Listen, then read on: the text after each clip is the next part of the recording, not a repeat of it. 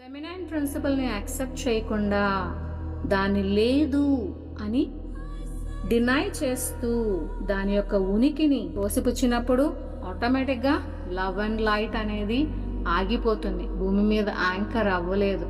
మరి దాని విధానంలోనే ఈ 2000 సంవత్సరాల నుంచి మనం చూస్తూనే ఉన్నాం ఎన్ని అరాచకాలు. బికాస్ ఫెమినైన్ ప్రిన్సిపల్ యాక్సెప్ట్ చేయలేని దగ్గర ఎప్పటికీ కూడా ప్రేమ మరియు కాంతి అనేది ఉండవు అని చెప్పడం అయితే జరిగింది. అందుకే sisterhood of the rose flourish అవ్వాలి, గాడెస్ మెడిటేషన్ చెయ్యాలి, గాడెస్ ఎనర్జీ యాంకర్ చేయాలి.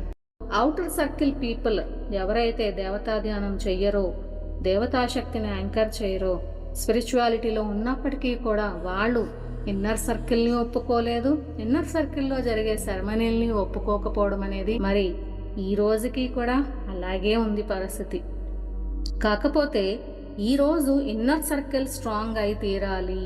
ఎందుకంటే అప్పుడు వేరు ఇప్పుడు వేరు. మనకి ఇప్పుడు ఎన్నో ధ్యానాలు తెలుసు, భూమి మీద ఎనర్జీస్ కూడా ఎన్నో వందల వేల రెట్లు ఫెమినైన్ ప్రిన్సిపల్ని సపోర్ట్ చేస్తూ ఉన్నాయి. కాబట్టి ఇన్నర్ సర్కిల్ ప్రేమ మరియు కాంతిని ఎక్స్ప్రెస్ చేస్తూ బయటకి ఇస్తూ డెఫినెట్గా ఇన్నర్ సర్కిల్ స్ట్రాంగ్గా నిలబడి ఫెమినైన్ ప్రిన్సిపల్ని యాంకర్ చేయాల్సిన అవసరం అయితే ఉన్నది.